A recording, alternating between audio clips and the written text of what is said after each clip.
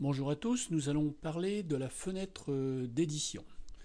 Donc il y a une petite variante entre la fenêtre d'édition d'une rubrique ou d'un article.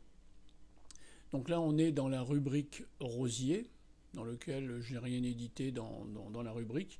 Et donc ensuite on a les articles. On va d'ailleurs pour ça aller retourner dans Gérer les rubriques. Donc on est d'accord.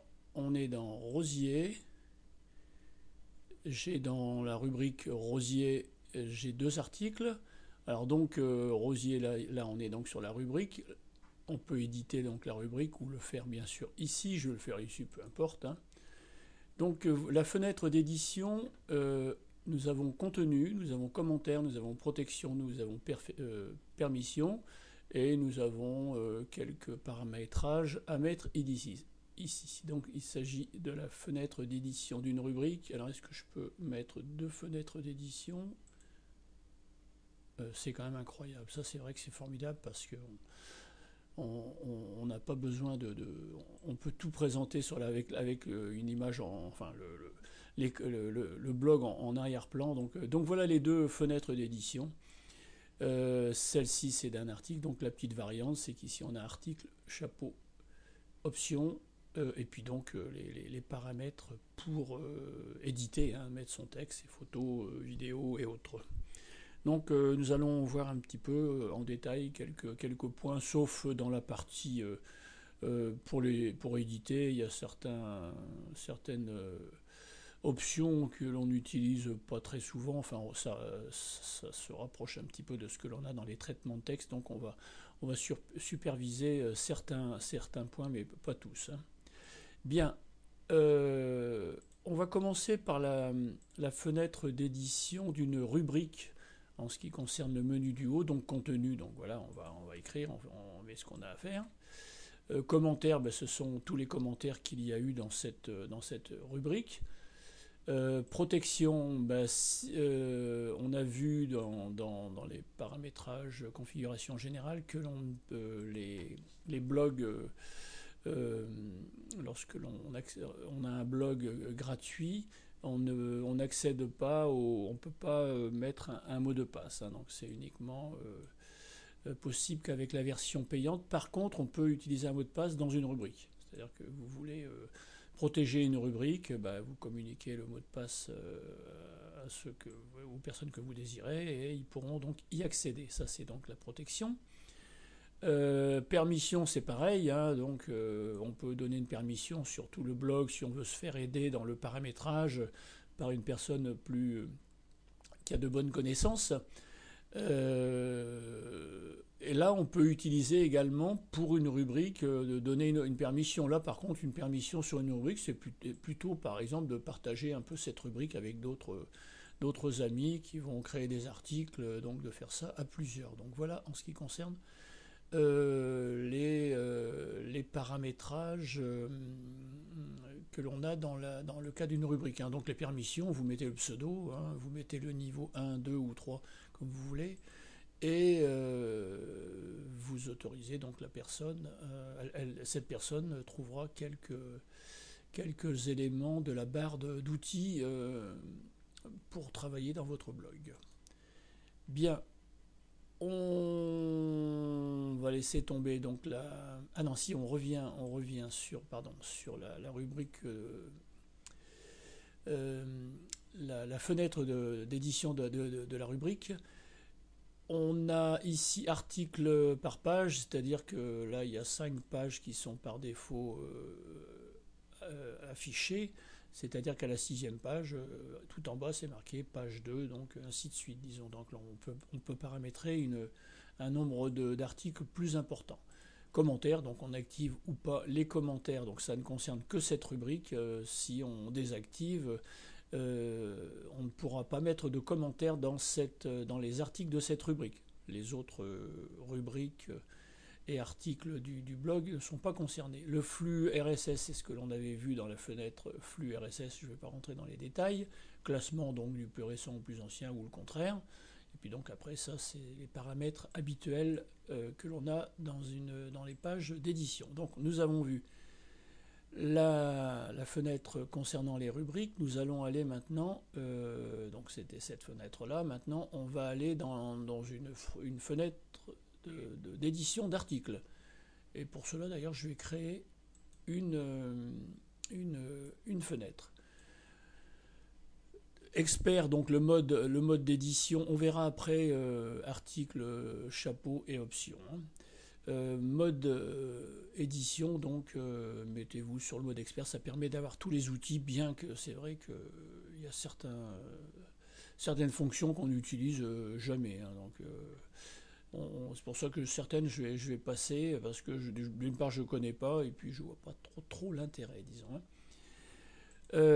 Donc on peut mettre bien sûr des images, hein, images, on va mettre une image, on est donc dans les rosiers, on va mettre une image, je vais mettre celle-ci, on peut lui donner la taille que l'on veut, hein, par défaut c'est 500, on peut mettre une vignette, on peut donner une taille un peu bâtarde, ce que l'on veut, hein.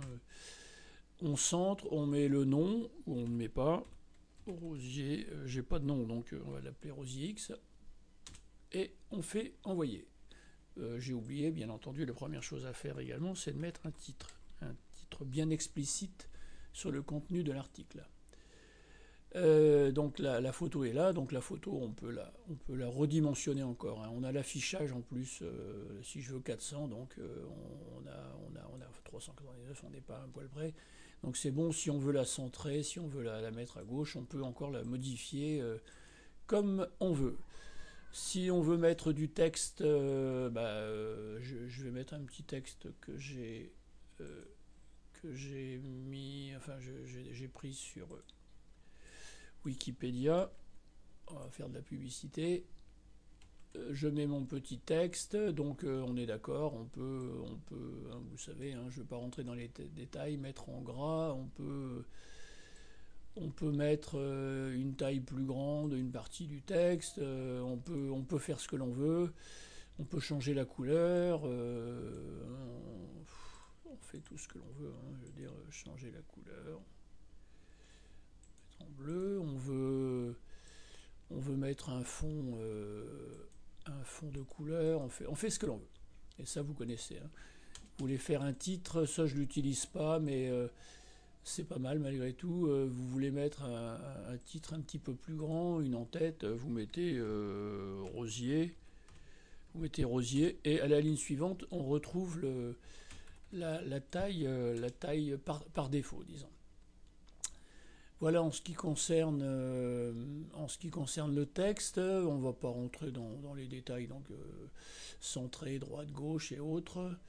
Donc paragraphe, nous avons vu, on peut choisir les paragraphes. Donc la taille, hein, vous sélectionnez soit tout le texte, hein, vous voulez que tout le texte ait une taille de 12. Donc voilà, vous faites comme vous voulez. Donc la police de caractère, on peut changer également. On va voir je vais reprendre je vais laisser comme c'était juste avant. Je veux mettre un lien. Puis on va même le retirer. Sur ce Wikipédia, je voudrais mettre, ça vient donc de Wikipédia. J'ai le site ici, donc on prend l'adresse URL, hein, donc vous connaissez, tout en haut. Je sélectionne, clic droit, copier ou bien CTRL-C. Je retourne sur la page du blog, je vais sur éditer un lien, ou la chaîne, je clique sur la petite chaîne, je colle mon adresse URL, je mets le titre, alors là, je mets source Wikipédia. Je veux que ce soit ouvert dans une nouvelle page, pour pas que le visiteur perde la page du blog. Je fais OK. Donc Wikipédia est en caractère, disons qu'il a changé de couleur et est souligné. On peut lui donner une forme un peu différente. On peut le mettre en taille un petit peu plus petite. Donc voilà un petit peu comment on peut, donc au niveau du texte, éventuellement au niveau des liens. Nous avons vu ça. Qu'est-ce que l'on peut voir encore? Bon, ici, vous pouvez faire un trait, bon, les citations, des caractères spéciaux. Les tableaux, je n'en parle pas puisque j'ai fait une vidéo intitulée Les tableaux, je crois, donc qui traite de ce sujet. Qu'est-ce qu'il y a d'autre? Donc on va voir, on a vu, on a vu les images, on va voir les vidéos. Je suis allé sur le moteur de recherche. J'ai trouvé une vidéo, on va faire de la publicité pour Rustica. Je vais mettre cette vidéo sur mon blog. Je clique sur vidéo. On me demande si vous mettez l'adresse URL. Alors est-ce que ça fonctionne maintenant? Tiens, je ne l'ai pas essayé, mais c'est pas sûr. Ajouter code invalide. Ouais, ça ne marche pas, c'est normal. Donc il faut mettre le code d'intégration. Alors vous allez sur YouTube. Vous lancez votre vidéo. Bon là, elle est déjà lancée, mais peu importe. Hein. On clique droit et on copie, on clique sur copier le code d'intégration. Je clique sur copier, je viens ici, CTRL V ou bien coller. Donc vous voyez, c'est deux lignes. Hein, ça commence par iframe et puis il y a tout le code qui est affiché. On fait ajouter et là ma vidéo est sur la fenêtre de la vidéo est apparente. On choisit une taille, donc c'est pas la peine de la mettre trop grande parce qu'on a toujours possibilité de faire plein écran. Donc je fais enregistrer sans publier et ma vidéo est ici. Hein, donc on peut la visionner. Et si on veut la voir entièrement, donc on clique sur plein écran. Enfin, le visiteur clique sur plein écran pour la visionner. Voilà pour la vidéo. La musique, alors on peut également mettre de la musique sur son blog. C'est pas trop ma tasse de thé parce que ça c'est il n'y a rien de tel pour faire fuir les visiteurs, mais chacun ses goûts. Alors, musique, ajouter une musique. On fait parcourir, on va chercher la musique sur son ordinateur. On s'arrange pour mettre une musique, enfin bon. Là, j'ai été chercher une musique libre de droit. J'ai paramétré un fond, la couleur, le cadre, la taille, on peut donner la taille que l'on veut. On respecte donc les droits d'auteur. On fait ajouter et la vidéo est ici, donc on peut la centrer. On fait enregistrer sans publier et par défaut, là, donc la vidéo est là, mais par défaut, elle ne démarre pas automatiquement. Il faut cliquer sur la lecture et la musique démarre. Donc voilà pour l'installation d'une vidéo. Si vous voulez que la vidéo démarre lorsque la personne arrive sur l'article, c'est ce que je vois souvent, il y a un petit code à modifier, c'est-à-dire, j'ai ça quelque part, voilà, c'est ce code-là qu'il va falloir copier dans le code source. Alors, je vais l'inscrire ici, comme ça ce sera plus simple. Je vais le mettre ici, je vais le mettre en plus grand. Donc il faut copier ce code. Donc là je l'ai copié dans mon presse-papier.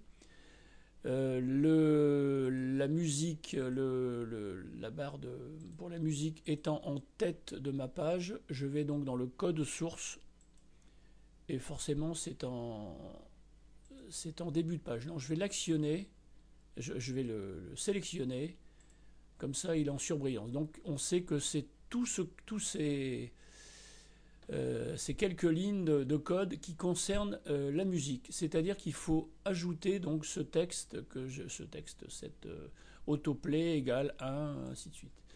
Et il faut l'intégrer juste après un point virgule. Alors, on va zoomer. Vous voyez, là, je suis juste après un point virgule et CTRL V pour coller. Vous voyez, je viens de coller ça. Et si je fais OK, j'enregistre. Alors, enregistrer sans publier, c'est quand le blog n'est pas terminé, hein, l'article n'est pas terminé, donc on met sans publier. Donc voilà, vous voyez, ça ça a démarré.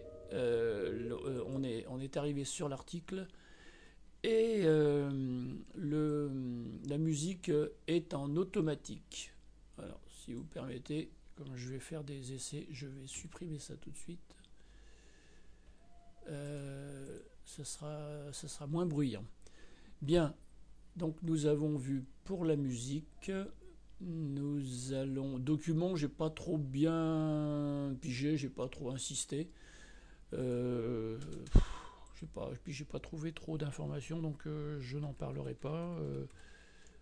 Enfin bref, je mets n'importe quoi. Coucou, je mets plusieurs phrases de texte. Ici les flèches, c'est-à-dire que là je viens de faire ça, je reviens à l'opération précédente. Je reviens à l'opération précédente et la flèche de droite, je rétablis. Donc voilà, c'est pour supprimer, ou c'est un petit peu comme le CTRL Z pour revenir à l'option précédente. Voilà. En ce qui concerne ça, je sélectionne l'image. On a édité une image. On a donc la taille de l'image. Bon, si on veut lui donner 400, hein, donc ça va, on laisse les proportions. Hein. Justement, si on veut déformer la photo, si on veut déformer la photo, bon, c'est pas le cas, ça va faire moche. Hein. Donc là, on a la photo qui est complètement déformée. Donc on revient en arrière, annuler. Donc on est sélectionné. Donc il y a le titre de la photo, Rosier X. On veut changer le titre, on met ce que l'on veut. Ça, c'est l'adresse URL de la photo qui est stockée dans le serveur de chez Eclablog. On a l'adresse URL. Avancé, qu'est-ce que c'est espace vertical. J'ai jamais fait, tiens donc, je viens d'y penser d'un seul coup. Qu'est-ce que ça donne? Qu'est-ce que ça donne? Ça donne rien. Alors est-ce que bordure, il faut... c'est vrai qu'en cours de vidéo, je fais de nouvelles choses et puis en fin de compte, je ne sais pas pourquoi. Mais écoutez, je vais le retirer. Comme ça, le tour est joué. Qu'est-ce que c'est ça? Ça, c'est pour la vidéo. Ben, c'est la même chose. Hein. Je sélectionne la vidéo. On a l'adresse URL de la vidéo. Si je vais sur insérer, là, j'ai le code qui est ici. Donc voilà la dimension. Donc on peut remodifier la dimension. Le reste, bon, ici, donc le code source, nous avons vu. Alors, si vous avez besoin d'aller dans le code source, comme j'ai fait tout à l'heure, si vous n'êtes pas sûr de votre coup, ce que vous pouvez faire, c'est copier. Hein. Vous positionnez le curseur à l'intérieur, vous faites CTRL A, vous sélectionnez tout, ou éventuellement vous prenez de A jusqu'à Z. Vous faites un copier et vous collez ça dans le bloc notes ou bien dans un traitement de texte pour le garder au chaud si des fois vous avez peur de perdre les données. Ça peut être également l'occasion de stocker. Je veux dire, vous faites une page bien chargée, bien compliquée avec des tableaux et des trucs comme ça. Ça peut vous servir par la suite, des trucs comme ça. Ben, vous copiez le code source. Hein, et vous avez ça au chaud sur votre ordinateur, ça permet de le retrouver si un jour vous faites une mauvaise manip ou que vous ayez besoin de ces éléments pour une nouvelle création. Vous reprenez, vous recopiez dans une nouvelle page ce que vous avez fait, puis vous supprimez ce que vous avez supprimé et vous remplacez ce que vous avez à remplacer éventuellement. Donc c'est une petite astuce, disons. Donc ça, on est d'accord, c'est pour avoir plein écran, pour travailler sur sa page d'édition, sachant que on ne peut pas enregistrer en étant plein écran. Donc il faut revenir sur le format normal pour pouvoir enregistrer, donc sans publier ou publier. Nous allons voir chapeau, mais avant ça, on va aller dans les options. Donc dans les options, donc là, j'ai créé dans la rubrique Rosier, donc on est dans la bonne rubrique. C'est intéressant parce qu'en fait, j'ai déjà dit quand j'ai fait la